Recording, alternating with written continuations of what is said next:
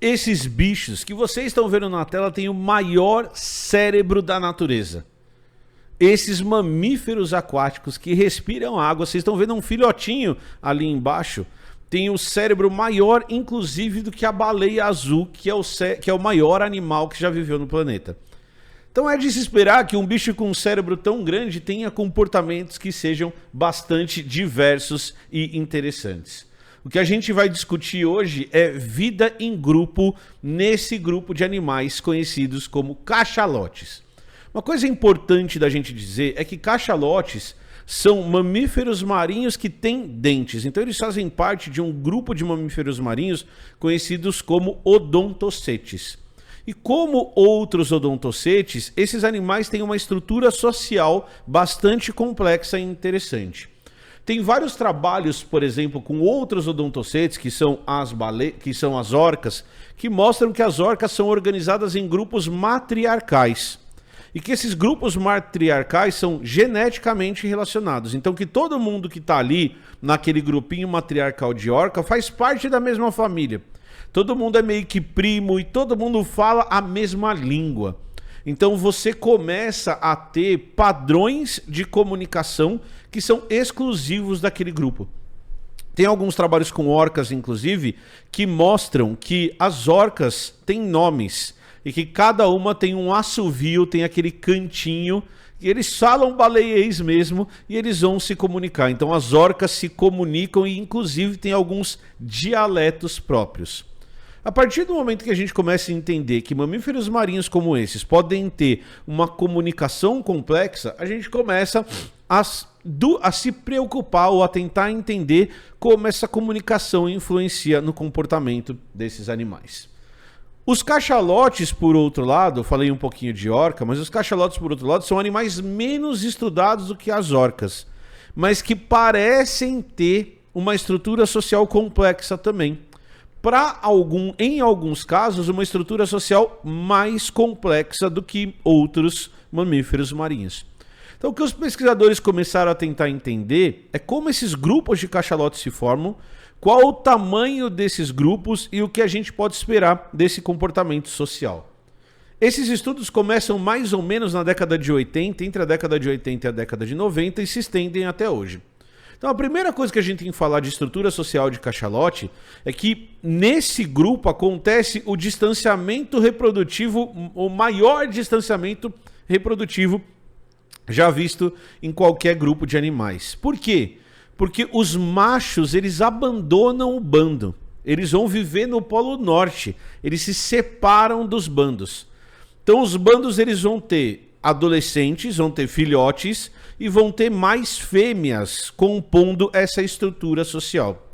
Uma outra coisa que os pesquisadores descobriram é que a hora que eles começavam a organizar esses grupos, estudar os grupos, para entender quem anda com quem, eles começaram a perceber que não necessariamente aquela estrutura de família que a gente encontrava em orca se mantém aqui. Então a diversidade genética existe demais dentro desses bandos. Esses bandos se misturam mais que os bandos de orcas. Então, a partir dessa percepção de que talvez não existisse essa proximidade genética, os pesquisadores foram tentar entender como esses grupos se organizaram. E eles perceberam várias coisas. A primeira coisa que eles percebem é que do mesmo jeito que acontece com orcas, esses animais conversam num dialeto próprio. Então, cada grupo desses animais vai ter uma língua própria. E aí acontece um fenômeno bastante interessante. O fenômeno interessante dessas línguas próprias em cachalotes é que se esses grupos, se esses bandos, se essas populações interagem, o dialeto de um influencia no outro. E quanto mais distante for o bando daquele bando original, mais diferente é o dialeto que ele fala. Então olha que interessante. Do mesmo jeito que acontece com a gente, em que a gente fala dialetos, se a gente for analisar a evolução das línguas, elas começam muito parecidas, e aí elas vão se distanciando e vão surgindo novas línguas a partir daquilo, aparentemente isso acontece com cachalotes também. Então é muito interessante.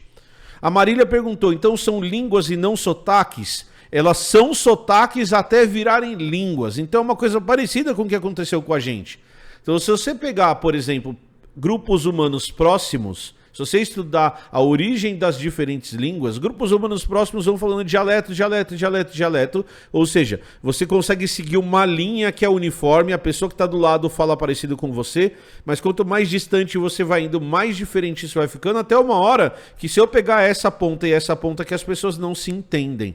Então surgiram duas línguas que são diferentes. Uma outra coisa, além desse surgimento de línguas que os pesquisadores perceberam, é que existe aparentemente um certo tipo de democracia entre os cachalotes. Então, acompanhando grupos de cachalotes, os pesquisadores perceberam que quando eles vão tomar uma decisão, por exemplo, mudar de direção, tá todo mundo nadando numa direção. E aí os pesquisadores percebem que eles ficam parados e eles vocalizam mais. Eles conversam mais. E eles ficam mais ou menos, em alguns casos extremos, mais de 1 hora debatendo para tomar uma decisão de para onde eles vão. Então olha que interessante isso. Então os grupos, eles diminuem a atividade, eles ficam parados e depois desse debate eles mudam o lugar para onde eles vão, aparentemente de maneira democrática. Eles estão conversando sobre o que fazer e para onde ir. A partir dessas observações, tanto da linguagem quanto desse comportamento vivendo em grupo, os pesquisadores começaram a perceber que do mesmo jeito que seres humanos, esses grupos, esses clãs de cachalotes, eles devem ter alguma coisa parecida com a nossa cultura, com a construção de símbolos, que seja a linguagem, para manutenção desse grupo funcionando. Então é uma das primeiras vezes num grupo que não seja de primatas em que a gente vê essa construção de símbolos e a construção de cultura para manutenção da coesão do grupo. Isso é espetacular. É a gente pegar uma característica que a gente já considerou como uma característica exclusivamente humana e a gente ampliar isso, a gente perceber que nem isso é uma característica exclusivamente humana. Que esses bichos têm cultura, esses bichos se organizam a partir dessa cultura e que essa organização a partir da cultura é independente da hereditariedade, é independente da proximidade genética que esses organismos têm. Então você vai entrar naquela sociedade, você vai fazer parte daquela sociedade e você vai assumir os signos daquela sociedade. Até esse momento, o que a gente sabe é que esses símbolos e esses signos são baseados em comunicação.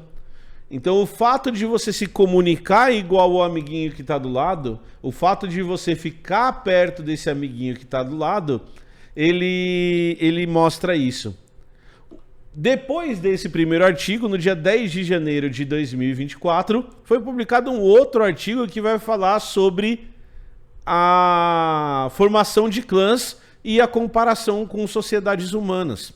Então é muito legal a gente perceber que outros grupos de animais também vão ter essa simbologia e também vão ter essa construção desse abstrato para viver em grupo e aproveitar essas vantagens de viver em grupo. As vantagens de viver em grupo nos cachalotes são caçar com mais eficiência, são garantir a segurança dos filhotes, são cuidar dos filhotes em conjunto e assim por diante, tá bom? Se você quiser saber mais sobre vida em grupo, você pode acessar o nosso curso de Introdução à Ecologia. Nós temos uma aula sobre vida em grupo e o link está aqui embaixo. Se você quiser ler mais sobre essa história dos cachalotes, é só você pegar os artigos que estão na descrição desse vídeo. Não esquece de deixar seu like, não esquece de se inscrever no canal e responde para mim lá nos comentários.